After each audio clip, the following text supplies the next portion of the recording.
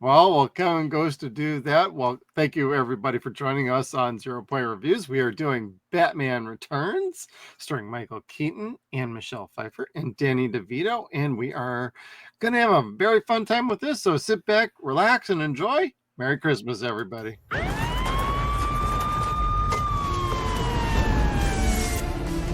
blackest eyes, the devil's eyes. You will suffer an eternity for this.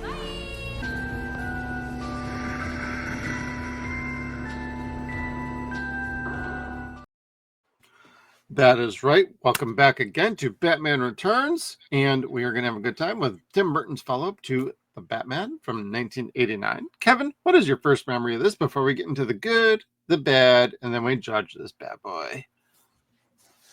I'd like to point out, though, that the actual first working title was Batman Returns from the Restroom. This was a 3-hour flick at first. So, Ooh. yeah. No intermission.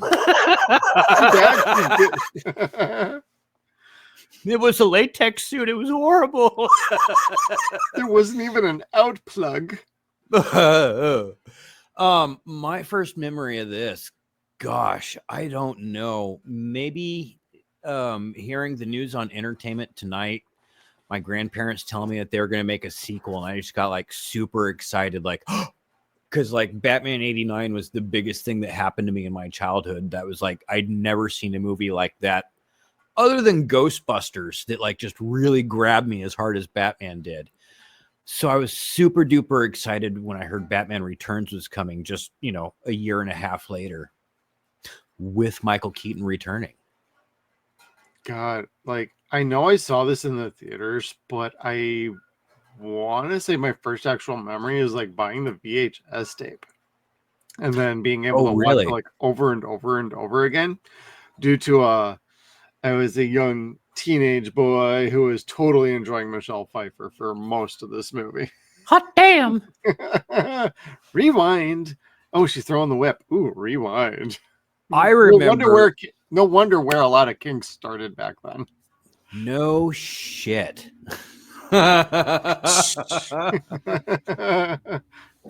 Bleach blondes, leather whips, whatever. No, I remember very vividly though seeing this in the theater, and like the big thing was going to get McDonald's and then going back to my grandparents' house that lived like in between my house and the movie theater, and just like having like the McDonald's Happy Meals that had the Batman Returns toys in them. Oh, which, that's right. Yeah, for being 11 years old was really cool. But then getting the big bladder buster cups, because they had the Batman designs on them, and even cooler than that was the lids were Frisbees, and the Frisbees were just big enough to toss at your little brothers. It was like, gotcha, bitch. Yeah, and I think I had just learned about Daredevil and Bullseye at the time, so that was the thing. So, oh, that's funny. Like, I know you mentioned the cups and like whatnot from McDonald's. I more remember those from like Batman Forever, the third one with like Jim Carrey and oh, those were the nice glasses. Yeah, that's what I call the fine china. What I remember. Yeah. Do I have those? No, I was gonna say, tell them that joke. I'll be right back. I have one or two of those. My mother-in-law gave them to me. I was like, oh, my childhood's come back to me. My mother got rid of those on me. Oh, yeah. Thanks, Ma. The fucked up thing is like so many cups that are collector's items now. The McDonald's Garfield cups, the old coffee cups and stuff. Yep. And the taller glasses that they had, the Burger King Return of the Jedi glasses. Oh, that's right. The Star Trek 3 glasses, all that type of shit. Huge collector's items at this point. All got fucked up long before we had dishwashers. Like everybody had a dishwasher in the house. Prior to that, Mom and Dad were the dishwashers, and like all of that was hand wash only, and those things were all fucking destroyed. So they're like, how so many of them have like stayed like pristine is beyond me.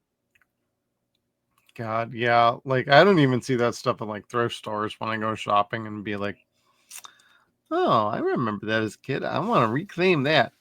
Otherwise, if you want to go on eBay and look for them, there goes the money. Yeah, right. Jesus. I go on to Dinosaur Dracula on Facebook and I'll look up stuff that he's got, like just all sorts of those nostalgic things or pictures of them. And Okay. so you could at least like almost Google them that in that regard. Damn. Yeah. Hey, if anybody's got a comment down below, put them down put them in our video down below here about like any fun merchandising you had as a kid that your mom or dad got rid of on you. I want to hear about it. Merry Christmas, everybody. We want to hear what your parents fucked you over on. That's what we should do for this week's live stream. We should do a Christmas live stream. The best ones in the comment section down below, we will bring up on our live stream on Saturday. I'm just saying it's been 35 years since I didn't get the Ghostbusters Firehouse, and I'm still bitter about it. Ooh, there you go. And it'll be, let's see, what year is it? 2024. It'll be almost 40 years since my mother got rid of my original Voltron toys and my original Megatron without the orange tip. Ah, did she get rid of all the Voltron toys or just the red one because it had the fucking red paint from China? All of them. Ah! No. I never forgave my mother for that. And she knew okay, so what happened was I was going to college in summer 96. I came back summer 97. Hey mom, I'm coming to get my stuff. Where's my stuff? Oh, I gave it to Goodwill and to other people who would enjoy your toys and shit. Oh, you gave it all away. I actually told you I was coming back this year to pick up everything. Oh, I don't care. I just got rid of it. I didn't think you wanted it anymore. Cool. Thanks, Mom. Twitch. Sorry, dude. See, I could forgive I could at least forgive my dad at almost 45 years old.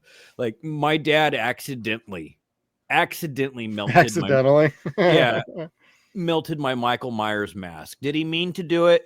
No. Did he leave all my shit out in the sunshine in California?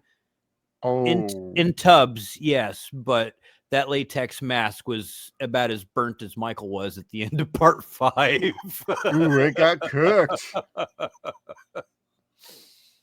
Yeah. But anyway, I'm not bitter. Nope. But if anybody's bitter about anything their parents got rid of on them, put them in the comments down below. We might talk about them on Saturday on our live stream. Well, wait a second.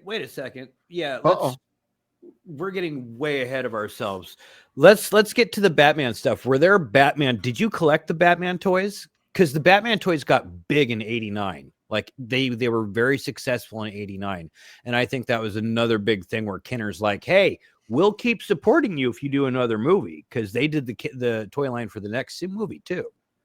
The most I had was a Batman '89 baseball hat and a t-shirt, which my cousin promptly stole from me. And because we had to stay with them for a while. And then when we moved out, it was like, hey, where the hell's my hat? Where the hell's my shirt? Where the hell's my hoodie? So I had like actual like clothing merch. I didn't have actual like toys like you're asking about, but I did have some merch. He swore he never took them and any of this, that, or the other. And like about 10 years later, I was helping them move and I found every single one of them worn, torn, and in shreds. I'd have shaved his fucking head and started yelling like a Native American with the scalp. Yeah, that was why are you getting in a fight with Kenneth? Because I beat his ass because he stole my shit 10 years ago and nobody believed me. And I found it, called him out on it, and beat his ass for it. I'm going to grab your tits, stretch them out, and make you fucking eat them.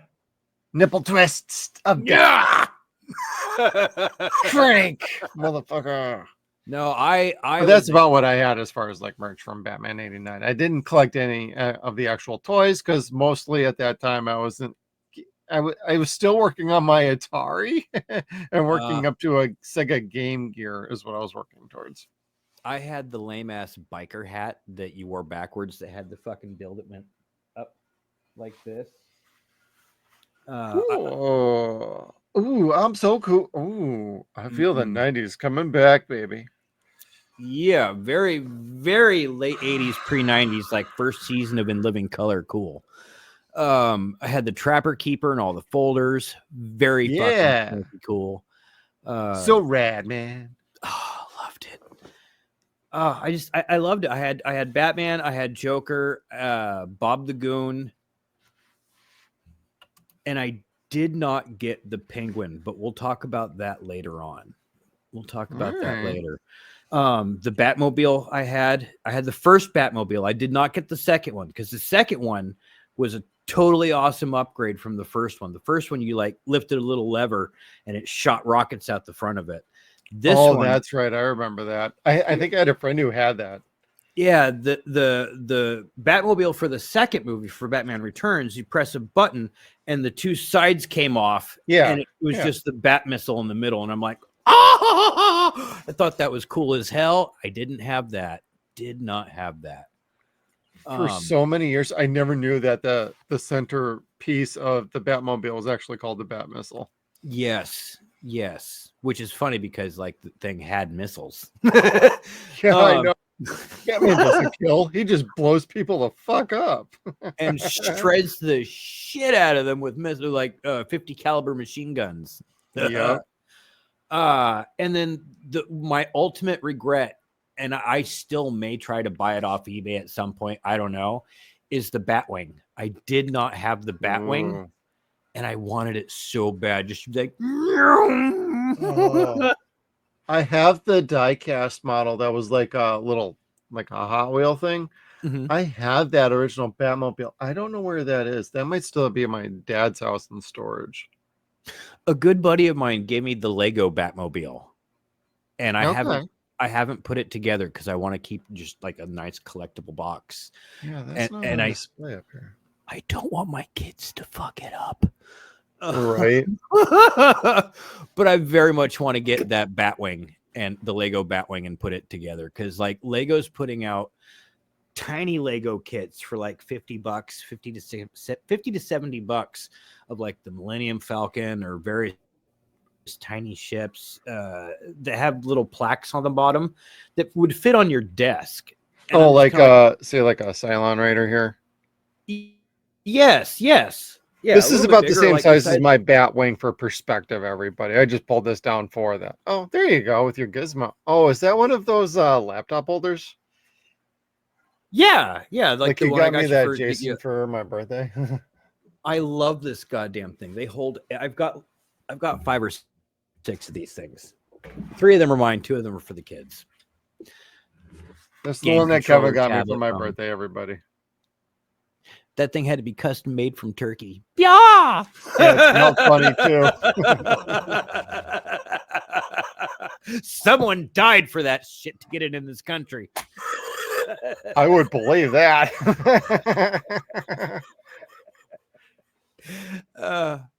As John Hammond would say, we spared no expense.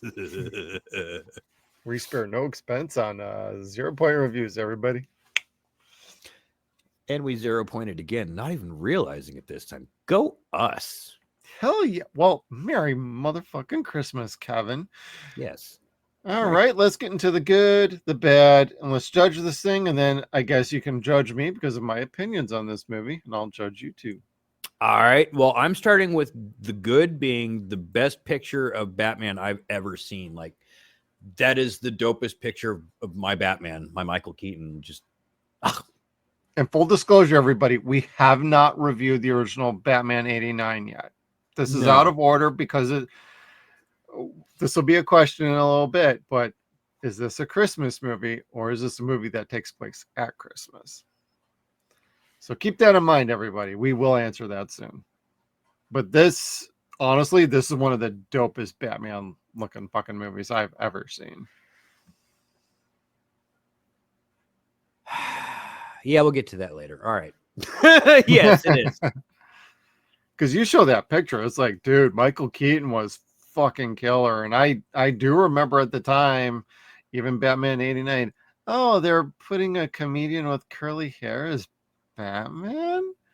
Same people have that same comment about poor David Cornsweet now in the new Superman movie. Oh, his hair's weird. I hear hair is weird on any of these actors doing a superhero role, and I'm like, you know what? Some of us survived worse, and those always turned out pretty damn good. So I'm willing to give him the benefit of the doubt. But Yeah. Michael Keaton is definitely one of my Batman. Yeah. I don't like every single Batman actor. I can agree with that too. I definitely love me my Michael Keaton. Like, Michael Keaton could do no wrong. Michael Keaton could be George Clooney's fucking ass. Let's put that straight right now. Yes. I liked him better than Adam West. Adam West was perfect for the time, but so was TV Michael show Keaton. Batman, absolutely. Yes, but he was able to play Bruce Wayne and Batman as two different characters and still be the same person, and he was phenomenal. There was no one better after that. No. My second after him, but I don't want to include Adam West when I say my second, because like Adam West will just be, he's a class of his own kind of thing. Yeah, that Batman was always its own thing. But as far as like the newer cinema Batmans, like my second would probably be Ben Affleck after Michael Keaton. Like I really like Ben Affleck. Third, I would put Christian Bale. I just wish Dark Knight Rises didn't suck so bad. I didn't like him as Batman. I didn't mind him as Bruce Wayne. I didn't. I could see that. It's a personal preference, everybody. This is just a personal preference list. This is not factual. The only factual thing is Michael Keaton actually really was a great Batman. Yeah, he really was. Well, I mean, he was able to do a voice and not sound ridiculous. Like, no shit. I will totally agree with that. same way Kevin Conroy was able to do a voice and not sound ridiculous. He sounded like Batman. Michael Keaton sounds like Batman. He changes his mannerism and he is Batman. Kevin Conroy, rest in peace, good sir. For reals. But I keep wanting to say Jason Bateman. Are you talking Val Kilmer there, Kevin? No. Okay. From the Nolan movies. Christian Bale, yes, because he plays Bateman in the American Psycho. Patrick Bateman in American Psycho. Yep. Yeah. Sorry.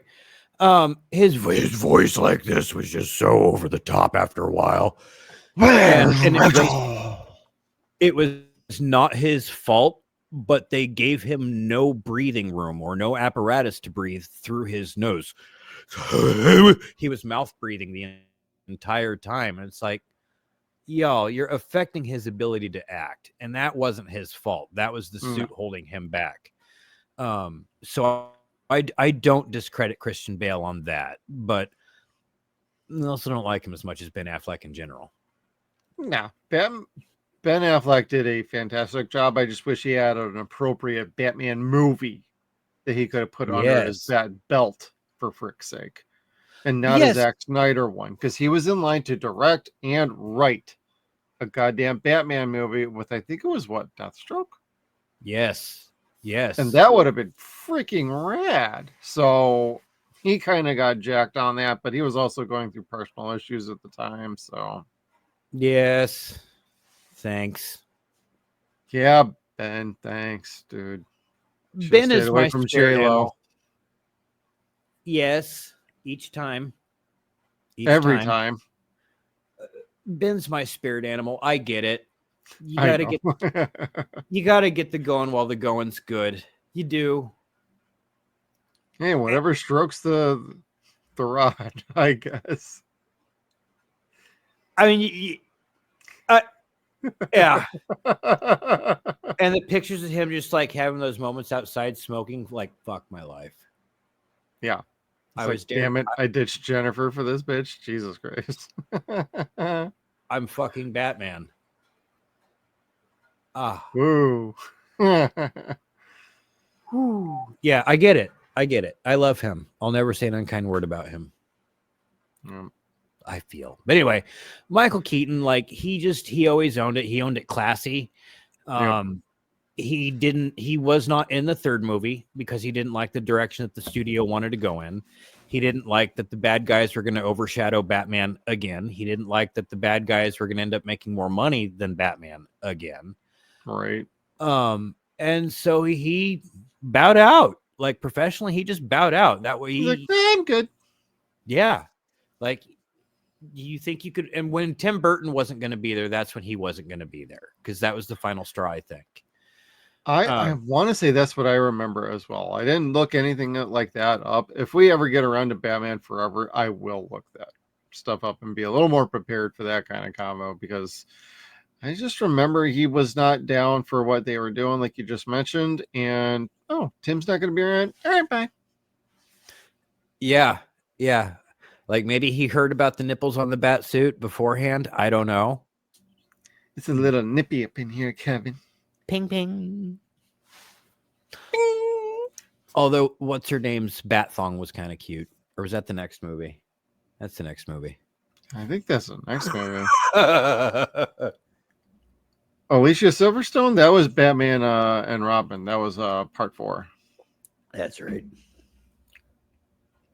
God Which damn I it. had the credit card from that at one point. I'm not kidding. Yes. Don't leave home without it. The bat card. That was like the only good part in that movie. Like the bat card and the scene where he slides down the brontosaurus, like from the comic book from Nightfall. I was like, that was cool. I don't remember that. The only thing is it didn't have the security guard explaining to him that that's not a brontosaurus, it's a brachiosaurus. The brontosaurus didn't actually ever exist. Damn straight. Yeah, that was from the Nightfall comics. A security guard corrects Batman, and Batman gets all fucking annoyed. I need to reread that, apparently. But that's how I learned about the brachiosaurus. It was not exactly from Jurassic Park. Good man. Good man. Anyway, but so this flick, I like to think of Batman Returns because again, it was the 90s, the early 90s, and we hadn't gotten into extreme necessarily, but we were getting there.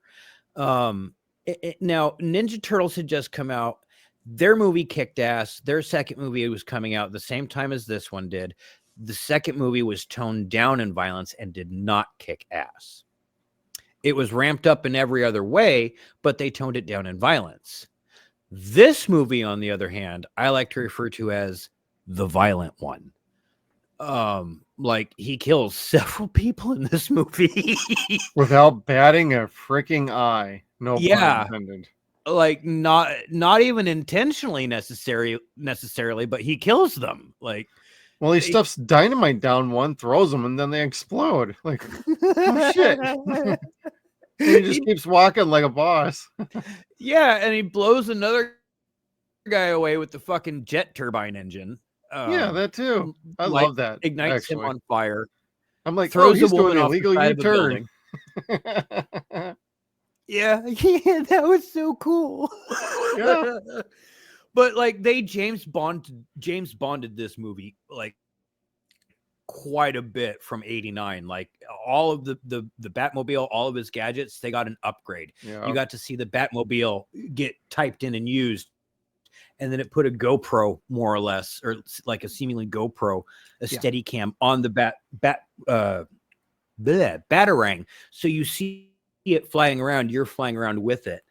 And you hadn't seen anything like that before, not even in the comics. And you're just like, pow! At 11 years old, that was so cool. There was nothing about this movie that didn't really blow your mind as a little kid. Yeah, even the more horror aspects and fantastical aspects, they still like resonated with a lot of people. Even if it was a bit like, oh, that wasn't in the comics. Boy, they took some liberties with this. Well, this was Tim Burton's playground. They gave him carte blanche to just have at it, and boy, did he deliver on that. He gave us the weird, he gave us the fantastical, he gave us like quirky Batman. He also gave us a good romance with Selena Kyle and Batman and Bruce Wayne. With, you know, the duality of all those characters actually ended up working very well. And you would think Penguin plays a little bit more of a major role in the movie, but when you break it down, it's on its own. This easily could have been just a Batman and Catwoman story. Penguin Yeah. was just in it to provide an actual face to true evil for the movie, as opposed to, say, like Max and Maxwell Shrek, who ended up just being like just this conniving little piece of shit. Christopher Walken, dude, you delivered in this.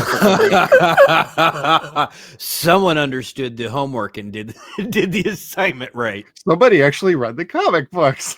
I was like, holy crap. Watching this for the first time in years with Amy the other night was like, wow, I knew Christopher Walken was in this. I didn't realize he was in it like this much. I need to watch this movie again more often. Well, I think that's one of the reasons where the Tim Burton movies excelled far more than the Schumacher movies did, because the actors that portrayed the villains, or all the actors in the comic, or in the main characters, Michael Keaton, Jack Nicholson, Danny DeVito, Michelle Pfeiffer, and goddamn Max Shrek. I'm losing Christopher again. Walken. Thank you, Christopher Walken. I can only say so many names before I have a stroke. Christopher Walken. They were all actors that had knowledge of the source material. Yep. They were all actors that if they didn't have knowledge of the source material, they went out of their way to learn the source material. How dare you say that? And on top of that, and we'll get to it later, they defined the material so it would later become source, at least for Catwoman. Who started a whole lot of kink loving. Anyway, what? But I like my ladies in leather. Shoot me. it's true. Or vinyl, it stitches, lots of scratches. It makes me itches. Licking. But to think she had like a barbed tongue, that would suck. I don't know. That might work for me. Honey, my butt itches. I need, oh God, what she did. I'm going to give myself a bath in the middle of the fucking movie. I'm like, I would love to know if that was improv or actually part of the script. I don't Because if it know. was part of the script, it'd be like, just say the line. You don't have to do like anything. And she just took it to like a whole nother level and just started giving herself a cat bath. And I'm like, what the fuck is happening here? That's kind of hot. I could see her doing that. I could see her doing that because Michelle Pfeiffer does not get enough credit for being like one of the most stellar actors of our time. And supremely underrated in this movie. Supremely. There's nothing that she does in this movie that's done by a stunt double. Correct. Or CGI. Amy was like, wait, she did all the whip stuff? I'm like, yes, she did. Yep. She knocked all if those. It's off camera, it's different. But if you saw her on camera, she was using the fucking whip, and she was good at it too, because she got trained properly by the right people. The right person. Indeed. And I can't even think of his name. Swordmaster is all I want to call him because he was Swordmaster or Blade Master in Masters of the Universe. I will look him up. And he's the greatest too. Anyway. But yeah, she does all of her own stunts in this. She does all of her own ad-libbing and stuff. She brought her own sensuality to the character of Selena Kyle and the ability to be fragile and broken, but fucking crazy and ready to kill you at the same time. Like she brought, like you said, a whole lot of kink to some kids. Like, dude, I heart crazy chicks. Anthony DeLongis. Yes. Totally fucking awesome. Trained her on set. She did very well on the first few cracks because she got trained by a pro. Yes. who said that she surpassed him, at least when it came to a whip. And that's I'll, awesome. I'll have to test her on that one. I like my skin where it's at. Not necessarily reddened on my buttocks. Oh, wait, I'll who am take I it. kidding? If it's from Yeah. Michelle Pfeiffer, dude. Okay, let's be real here. That outfit and her, like, hell yeah. Totally would. I don't want to fix her. She could fix me. That outfit was something else, because that was not the Yeah. outfit from the comics. That was not the outfit Or from the old anything. show. They were just kind of like, hey, Tim Burton's like, I've got this crazy idea, because everything with him is twisted and cracked and demented. Exactly. And so that's how he made her. Like, she fell and broke like a porcelain doll. She fell and broke, got put back together like Humpty Dumpty, but she stitched together like her suit. Her suit is that manifestation of her being stitched back together and like having to be stitched and cinched back together all the time. And it was beautiful. It was poetic in its own way and different. And it was a home fucking run for her.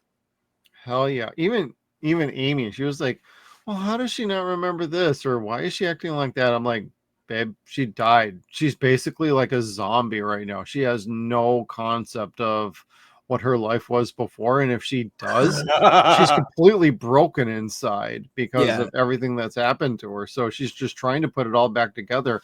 And her scene with Bruce, when they're just like dancing together and she's telling him like, does this mean we have to start fighting again? And she had just gotten over telling him like, I don't know who I am anymore. I don't know what's wrong with me. Something's not right here. And she was crying and ready to kill Max, Shrek.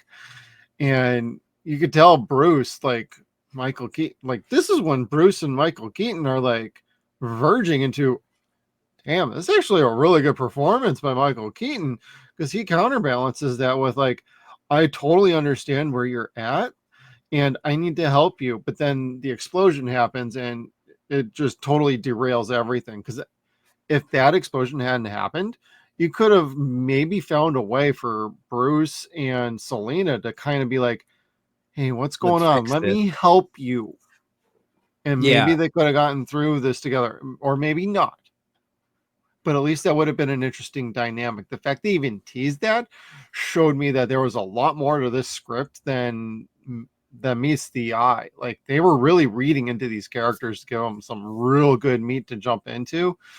And if there was more there in that script, and I have no doubt that there probably was, then they really thought hard about this movie and it shows on screen.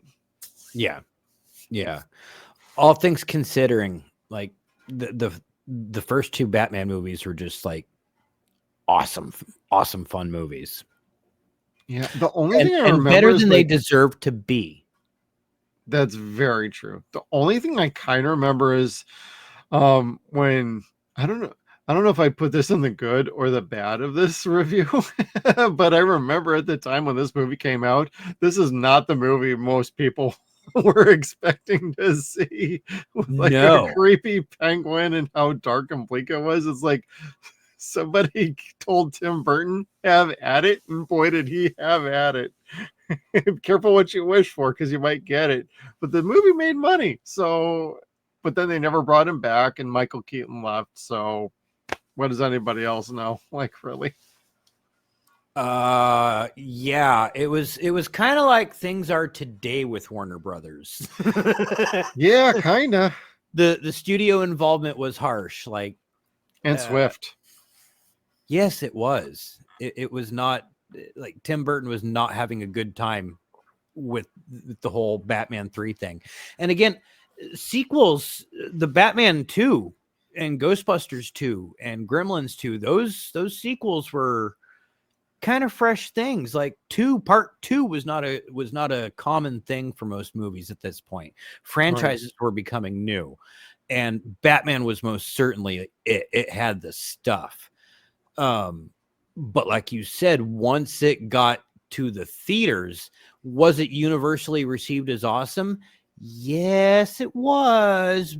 but not by McDonald's. McDonald's wanted to pull out. They're like, That was the big thing right there. You're like, wait, what's this fucking movie? Penguins biting noses off of people and bleeding black blood. What the hell is this shit? Oh, and yeah. Catwoman's kinky? Shit, I think we mismarketed this one. But the toys were still so cool. They're little race cars. Well, in these days, like you can still find like Sideshow collectible toys or Hot Toys. They have a great Catwoman. I would love that thing. And they have like a Danny DeVito penguin, and they just came out with like the Batman. I want to say it was either 89 or the Returns Batman in the last year or so. They look so freaking cool. I totally wanted them, but they're so expensive. Yes, they are, but they're worth it. When I don't jest when I say yes, they are. I am saying that with respect and appreciation. They are fucking expensive because they are pieces of art.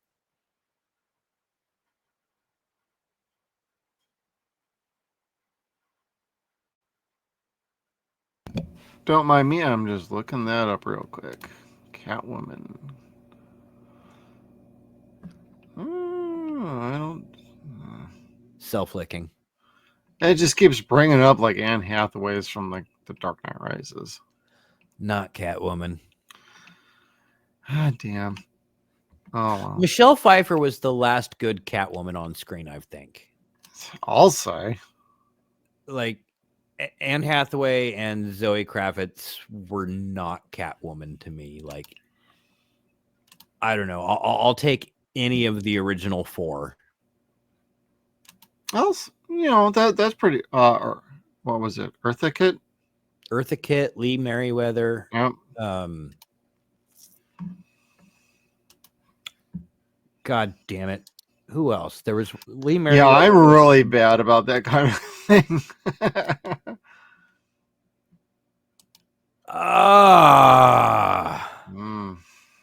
Meow.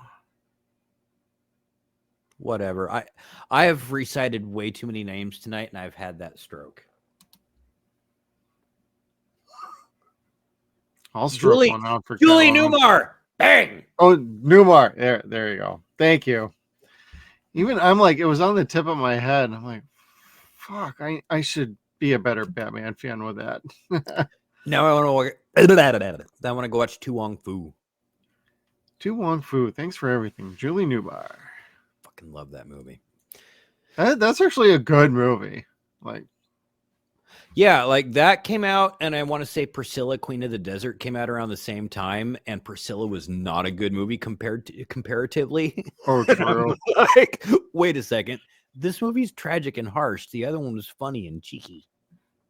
Yeah. Well, this movie had a lot of like funny and cheeky things at times, but it also kept a nice serious tone throughout. So yeah, I really like the tone. I like the script. It's actually very good. And this is one of those that movies like you don't think to watch it, but the second you sit down and start watching, you end up feeling like, you know what? This might actually be better than Batman 89. So it might depend on your mood. It might depend on how you're feeling at a particular moment, which one you would prefer.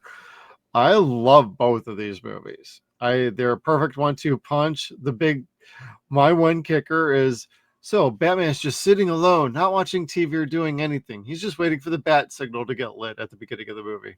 Like, he's just sitting in the middle of like freaking nothing, not doing anything. He's just like, I'm just going to sit here and brood and wait for the light to turn on for the first time in several years. See, I do that too, but with my earbuds in.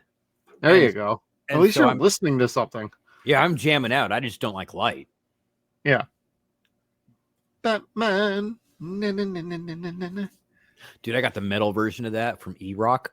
Bam! Ooh, damn. Nice. Yeah. Gosh, what else was really good about this? I want to say the action and fight scenes seem to be way better this time around. I mean, yeah. I know the cowl is still a bit stiff for the neck, so he can't like snap his head around, but like He all was of the able to fight bend. scenes seemed very awesome and way better choreographed than the first movie. Yes. Now you don't get a big fight between the three villains Right. necessarily. There's one point where they're like all together. And it's a standoff. Yes. And they all kind of like run away from one another. And Yeah. it's fine. It is what it is. But you can't necessarily have Batman and Penguin and Catwoman going at it because he's not that character. He's not in the comics. He's not in the show. He's not in the movies. He's just not going to be that character. Yeah, he's never been a fighter. Yeah. He's a get his ass whooped-er. Well, he's a criminal mastermind. That's his superpower is he outthinks people. And he's a shady little fuck. Yeah, he's twisted little gremlin is what he is. Even in the newer TV show, I mean, there's a point that he fights and he fights dirty. Otherwise, he tends to outthink people. He plays the game and sometimes he lucks into his resolutions. Sometimes he walks right in and owns it. So. Yeah. But usually he uses his leverage and power above people to do things. And Bingo. His leverage and power above other people to force you to do things and kick your ass and kill you. Now, what did you think of Danny DeVito being the Penguin? Because I mean, we're clearly fans of Michelle Pfeiffer and Michael Keaton here, but the big question is what do you think of Danny as the Penguin? Would you call that good? Would you call it bad, or somewhere in the middle? So when I heard about it, that he was going to be playing the Penguin, I was super excited. Yes, me too. Because who else better to play the Penguin than Danny DeVito? Like I watched him all the time on Taxi. I thought he was fucking great. Or the movie Twins with Arnold Schwarzenegger. Yes, I'm gonna invoke that name.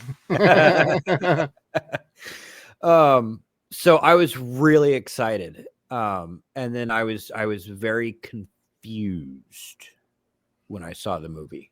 Yep. Very confused by what I was seeing. So I want to say having him play the Penguin was good. Ultimately, it was good. There was no one else better to play the Penguin. To have an actual short person, but a great actor. Like you didn't have that with Burgess Meredith. They just made Burgess Meredith waddle and wear kind of a tubby belly. But Danny DeVito could waddle. They put him in a big fat suit that was extremely embellished. No kidding. I'm like, whoa. He was big enough as it was. He actually could have rocked like the suit and the hat and everything just fine with his current body size at that time. That's all they had to do is just put him in that tuxedo and top hat and let him go. Fine. And the monocle. But no, they turned him into this horrid, disgusting, bestial little creature. Mutant freak that even Pee Wee Herman didn't want to take home and call him his own son.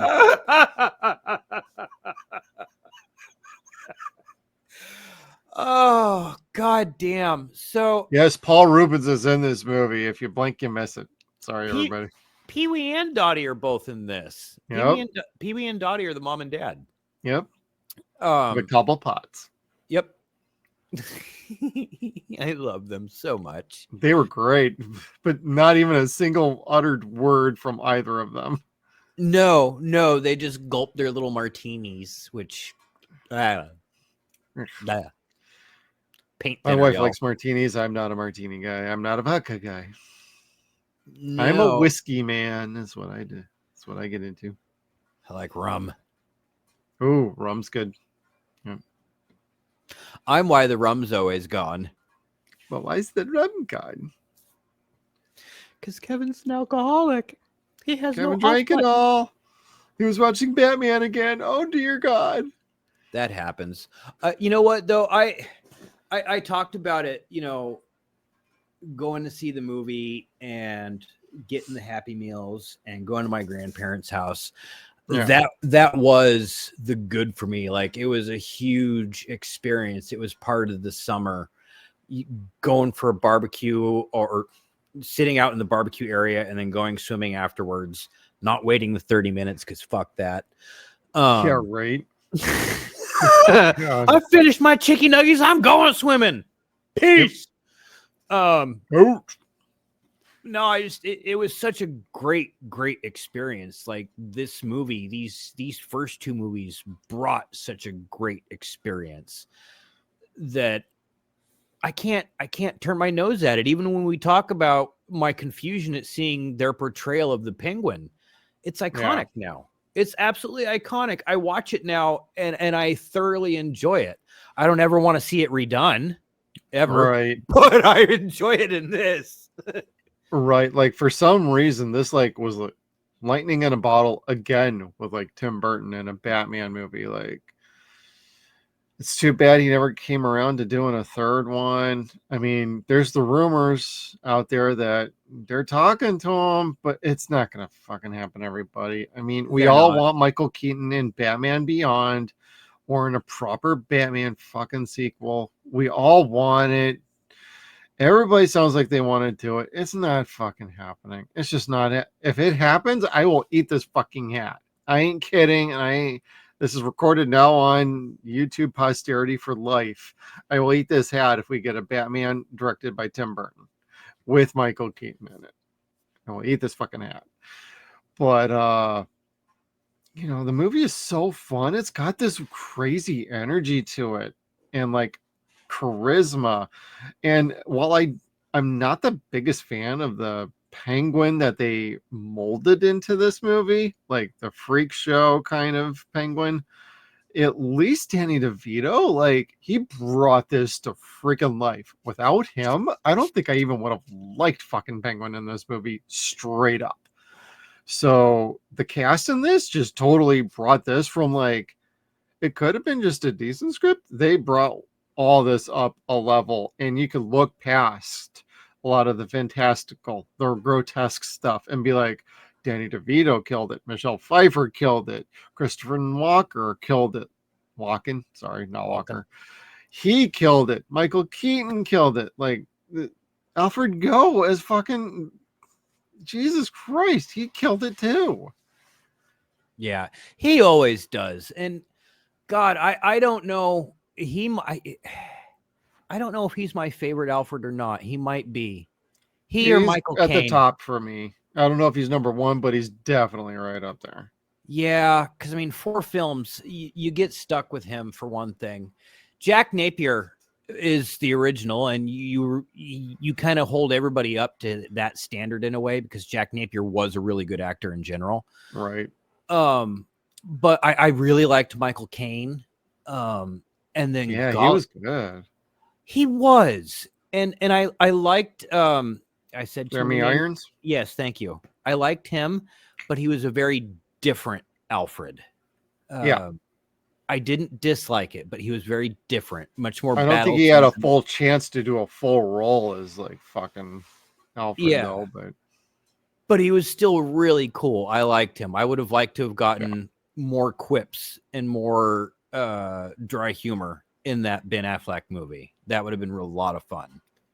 Yeah, that's the one sad part about like all of that with Ben Affleck is we didn't get that movie that would have been actually pretty freaking cool. And from all accounts, anybody who's read that script has said that actually would have been a really good Batman fucking movie. I would love to read that thing, but I don't know anybody who has access. Did you ever see the pictures of Deathstroke? Yes, I did. Joe looked sick. God, yeah, he would have been fucking beast in that. That would have been good. It would have been good. Yeah. And they put him in. Let's put Twilight Boy in the Batman. Which I like him. He's fine, but he's not the best Batman by a mile. I'll go watch Patrick Bateman. All right. Yep. But I got the character name right that time. There you go.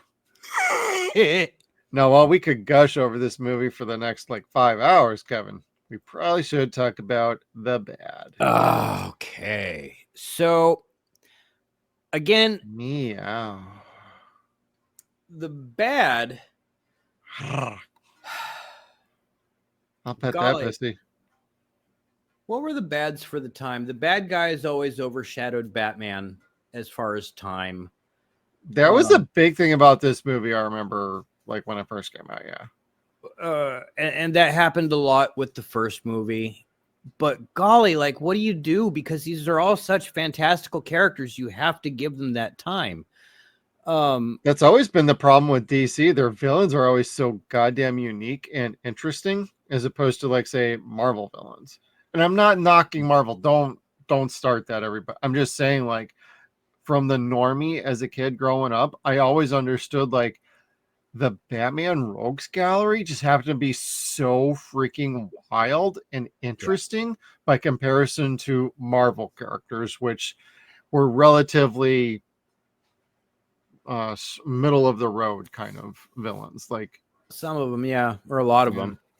Well, even among DC, like in the Lego DC superheroes, Arkham Asylum Breakout, the fourth Lego DC supervillain or Justice League movie. Yeah, they're all called different things, but Arkham City Breakout, Arkham Breakout, whatever it was. I just 0 pointed on it. What was I talking about it with it? Oh, the villains? Robin makes a point to Batman and Cyborg and Wonder Woman. You guys can't catch Gotham's or Batman's villains like you guys try to catch any of your guys' villains. They're way different. Batman's got a whole protocol on how to catch each of these guys. Right. And like there's a whole little like video montage or musical montage of Robin trying to teach them how to like catch villains like Batman would do it. I need to play that. It's fucking funny. I'm telling you, dude, like go on to Max.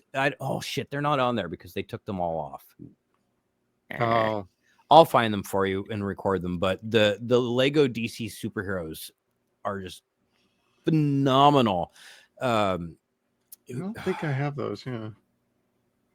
Troy Baker's Batman. Oh, okay. I'm down for that.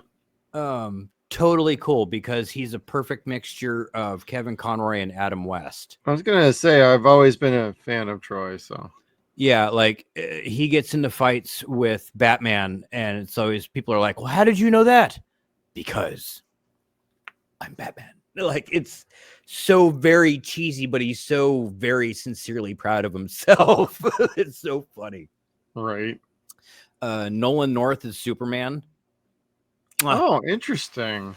I definitely need to check that out then. Chef Kiss. Mwah. Yeah. And Joe DiMaggio is Lex Luthor.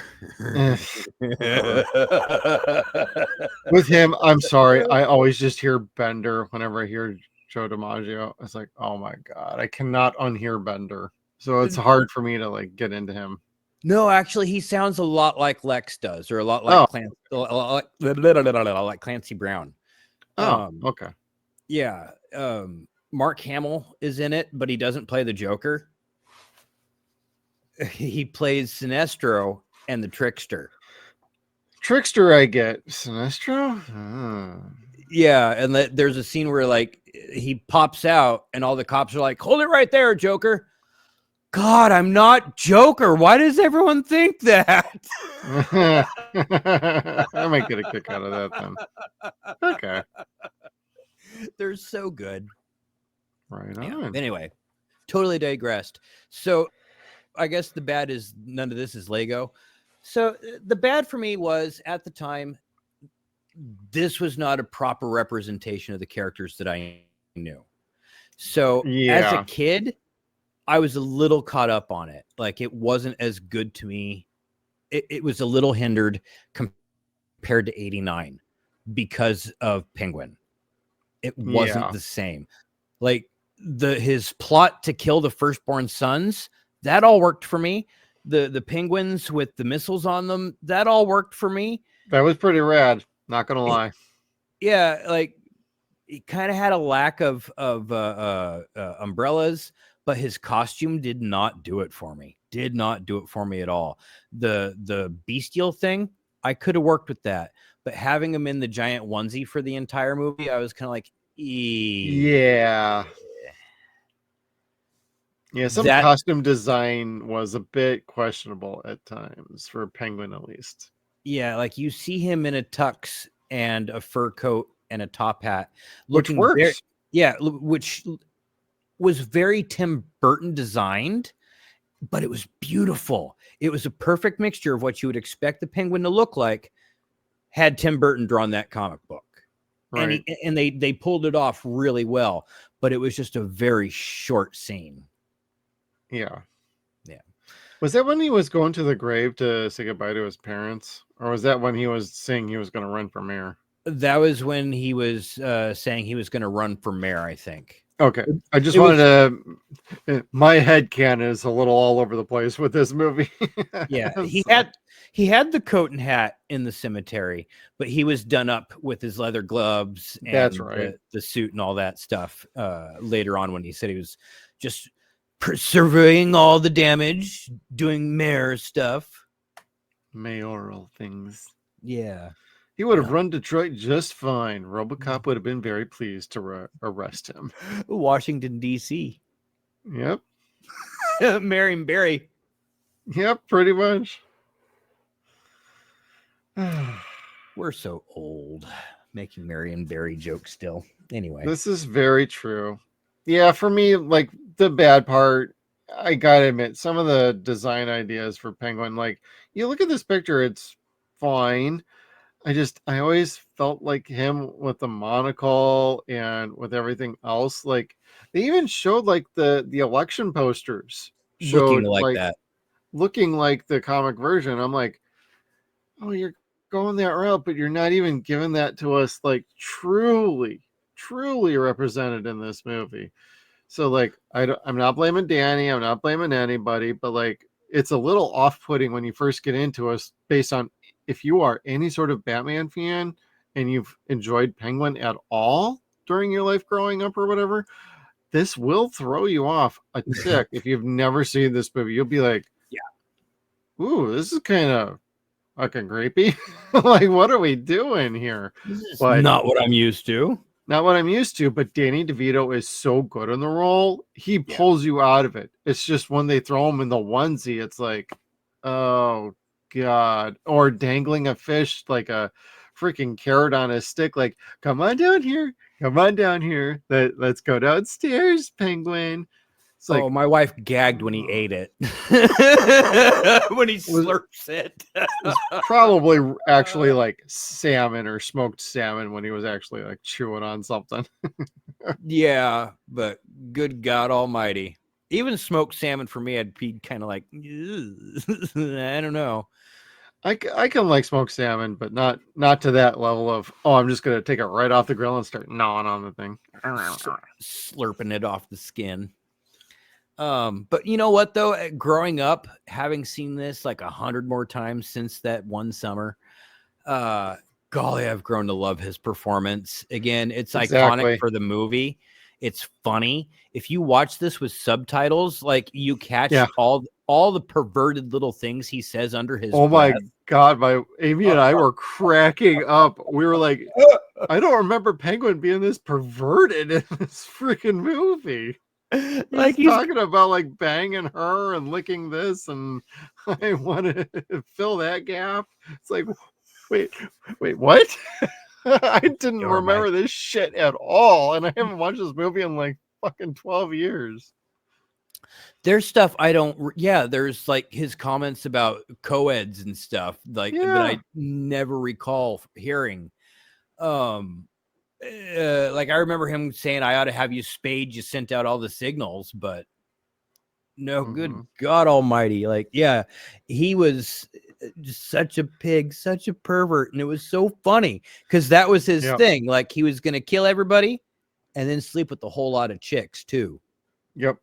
He was going to do a whole lot of hanging and banging everybody. Unlimited interns, that's what it was. This was the definition of hoes before bros.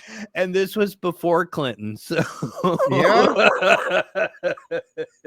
I'll dip my cigar in that, Brandy. Boop. Hey. No, like there's not too much else I would consider bad. If anything, like I would have felt like they could have been a bit more focused on the script. It could have been there could have been more for Michelle to get into as Catwoman and Selena Kyle. She was fantastic in that.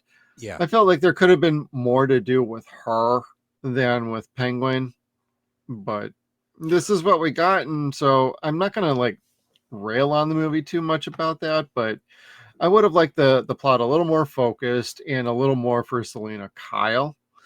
Because they were clearly setting her up to come back around in a Batman 3, which we never got. Yes. And that is very bad because I really liked her role and I think she would have been even better in another movie. Yeah, because they wrote off Vicky Vale. Like they replaced Kim Basinger and Yeah. just wrote the character off. And the way they wrote her off was so logical. You're like, I get that. It's so fucking weird that actually made sense in this movie. And they actually brought it up more than once. They brought it up a couple times. And Bruce is very clearly like, she couldn't get over my duality, my two lives I was living. She just couldn't get over it. And well, then it got thrown back at him, or maybe you couldn't get over it. And I'm like, wow, that's actually an interesting thought. But at least they approached that topic very, very well. And they actually answered the question. And it's like, okay, that's what happened. Cool. I'm okay with that. Because Kim was fantastic in the first one as Vicky Vale. Yes. And like, so what do? Well, when you bring in Selena Kyle, you can't exactly have the two of them doing like a love triangle. That would have really convoluted this movie. Oh, good God. So, and Kim was probably like, you know what? I'm getting in bed with Alec Baldwin. So no, I'm going to be busy for the next several years dealing with his crazy ass. So, all right, here we go. He honestly, he's the type of person that I would figure he probably didn't want her to be in big budget movies being more famous than him. Yeah, like Tom Cruise did with Nicole Kidman. Katie Holmes. Oh yeah, that too. He did that to her too. Yeah, because he got her out of The Dark Knight Rises, and like the rumors around that time were like Katie was not fucking happy about that. I mean, she did what Tom asked, and understood. But like years after the fact, I believe she came out and said, that was not one of my better decisions in life. Yeah, well, we got Maggie Gyllenhaal, who was like not really all that great. No, she was like the one thing about Dark Knight that I did not like.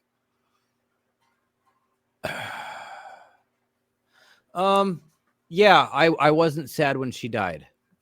No, when she got blown up, I'm like, yeah, let's go. Kinda. I didn't like that character in general. Like, but Katie Holmes was much better at it. They just made she had better chemistry with fucking Christian Bale. Yes, she did. Yes, she did. Well, and it goes to like this movie and Batman with like Michael Keaton and Kim Basinger, awesome chemistry. Michael Keaton, Michelle Pfeiffer, chemistry. I'm detecting a theme here. Michael Keaton has chemistry with fucking everybody. So you keep bringing in people that work well with him. It's like, fucking, here we go. Yeah. He truly is one of my favorites. Like, he was great opposed to like as Bruce Wayne going against Christopher fucking Walken. Like, this dude totally owned the room with Christopher fucking Walken in the same damn room. Muhammad Shrek. That's the thing that got me. I'm like, I didn't remember his name was Mohammed, so I want to keep calling him Maxwell Shrek. It is Maxwell Shrek. He said it in the movie. I know, point, but like that's the joke about this. This is supposed to be set in the 30s, but they make references to Muhammad Ali and they make references to Elvis. Like they show pictures of him with Elvis. But this is the 1930s. And in the mall, there's all sorts of like product placement for like 1989 Wilson products and stuff like that. Yeah. So, supposed to be 30s. supposed to be 30s. Yeah. You got anything else for the bad, Kevin? No, there's really no bad to this picture. I would have maybe liked a little more Batmobile or Batplane, but we got a bunch of fun things to happen with the Batmobile, so I can't hate on that too much. That's true. And we got the Batboat this time around, which was still a really neat design and toy. Bat Missile. That toy was a lot of fun to put together, the Batboat. Like I don't know why. That. I always wanted that, actually. It was just a fun design. Like it was had anyway, yeah. Final Judgment. I used this picture on purpose because this is the promise that they left us with. The first movie left us with that promise that he was going to return to answer that bat signal, and he did. That was the very first thing this movie starts out with, is the new and improved bat signal, and he is there answering it. This movie promised us that Catwoman's still out there. She's still watching him. Yeah. And there's still crime going on in Gotham. And that they're both going to come back. And none of that happened.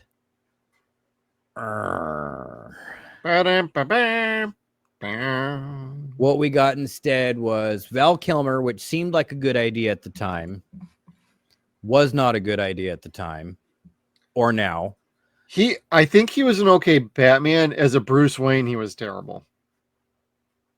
No, he was awful all the way around. He didn't look good in the suit. He looked by comparison okay. to George Clooney. Let me set that baseline at least. He was better than George Clooney as Batman.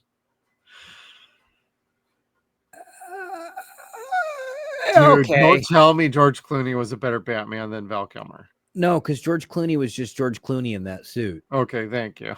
That's all he was. I was going to say, at least have some respect for that.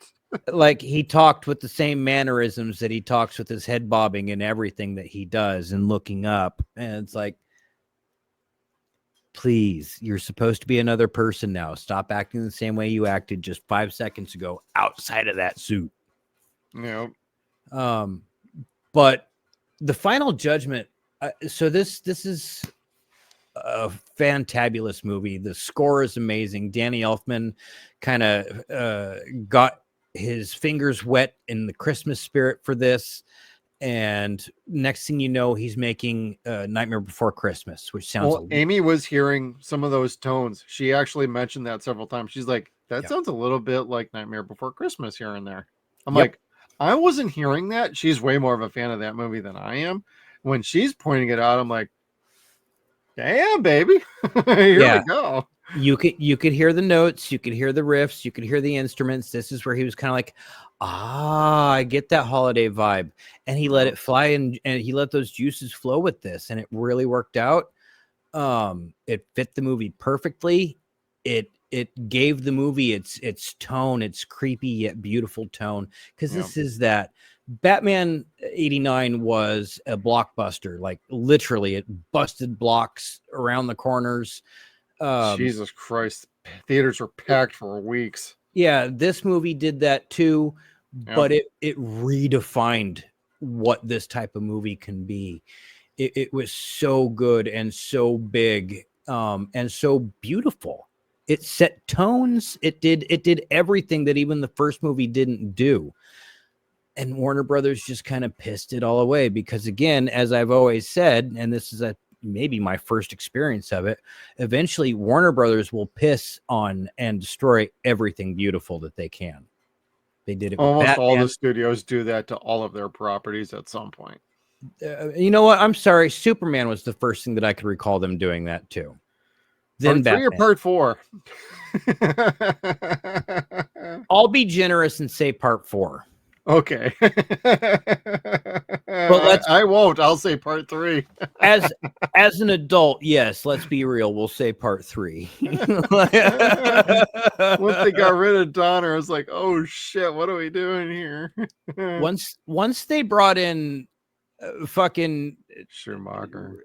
No, not Schumacher. Well, I meant for Batman. But... Richard Pryor. I was kind of like, yeah, like, what are we doing here? Now, I love Richard Pryor. Don't get me wrong. We all do, dude. this movie doesn't need Richard Pryor. Like, it just didn't. It's like Superman needed another hole in the head. Totally unnecessary. Otherwise, that movie had some wonderful concepts to it. Well, that was supposed to be Brainiac in that fucking movie. And Yeah. they totally fucking ruined that. And she was scary too. Like, as a kid, she scared me. That whole transformation scene scared me. Like, yeah. Maybe that's why I'm afraid of servers. I don't know. What's funny about that is I remember for years, everybody would complain about how bad part 4 was, and nobody ever talked about part 3 because of like, they just completely avoided part 3. Oh, you want to talk about a bad Superman movie? It's part 4. It's part 4. It's part 4. Nobody talked about part 3 like at all in any conversation because it's like, that's the movie we don't talk about. We already know it. We already know it. It's like part 4 was so bad you could talk about it. Part 3 was so bad nobody wanted to talk about it. But as far as like in the Batman franchise, oh, I'm sorry if you were still doing your judgment. No. But it's like, as far as like the Batman movies go, like these first two are fantastic. I know the second one gets a bit crazy and fantastical. I don't mind it. But if you're kind of going on a baseline of part 1, like freaking Joker is killed in a toxic vat of acid and poison, and he's still alive. So this carries a lot of those same sort of, oh, hey, they're dead. No, they're really not dead. They're brought back to life somehow, this, that, or the other. And I enjoy the craziness. I enjoy the whimsical nature at times. I love the relationship between Bruce and Selina. I think it encapsulates like a really strong relationship that's from the comic books. And you got two great actors that have great chemistry with each other. And it just follows through to a T. Penguin's a great foil. And I do appreciate the fact that they didn't allow just Penguin to take over the movie. He's never been that strong of a character. He could carry it on his own without like Shrek or Selina in the background. This is that kind of movie. You did need a secondary villain to go with him because you have to test Batman. And Penguin on his own has never been able to truly take on Batman solo. He's always had to have buddies. He's always had to have running partners or criminals or, oh, I'll work with the Joker. I'll work with the Riddler. I'll work with like fucking anybody who can help me take down the Bat. Yeah. All the other villains are usually like, nah, I'm willing to take on Batman. Penguin's not that character. So I appreciate the character work, love the story. Out of 10 Batarangs, I'm going to give this a solid 9 because love the music. Everything about it is a fun, fantastic movie. I'm just mad at myself that it's taken me this long to get around to watching this movie for the first time in about 12 years. So now that having been said, and both of our judgments out there that we love it, do you consider this a Christmas movie? No. It takes place at Christmas. It is not a Christmas movie. There are some themes that could make it a Christmas movie, but they never go all the way with them. So I wouldn't call, as opposed to say like Die Hard. Like if you took Christmas out of this movie, is it still the same movie? Like you put this around another holiday, and quite frankly, you can. You could take Christmas out of here. You could say it's Halloween. It would still be the same movie. Yeah. So. Just in lieu of a Christmas tree, pumpkin patch, whatever. That too. Or, lighting up the tree was like the Rockefeller Plaza sort of deal. It's like, you could take that out of there and do something different. Like cities do this shit like all the time. It's like a ribbon cutting ceremony for, hey, we could be opening up a new bank. We could be opening up a new thing down here. I grab Thaw's hammer. What is savings? What is savings? I got to get a Galaxy Quest quote in here somewhere. Because I was going to actually ask you the same question. Like, so do you think this is a Christmas movie, Kevin? Oh, golly. I want to say so. Well, no. I really think there's only like one Christmas movie, one movie that I like recognize as a Christmas movie that's not Ernest Saves Christmas, and that's A Christmas Carol. Otherwise, like I don't like Christmas movies at all. And I love this movie, but it has holiday theme music to it. It has holiday themes to it, like you Mhm. said. So would I call this a Christmas movie? No, but I might call this a holiday movie. You know, I can go that route with that too. Yeah, like it's not like nobody learns the meaning of Christmas in this picture. Like uh, Batman or Bruce learns what it is to actually love, Yeah. but he doesn't learn what it is to be selfless and giving and stuff like that. Has nothing to do with that. So no, I would not say this is a Christmas movie. Yeah.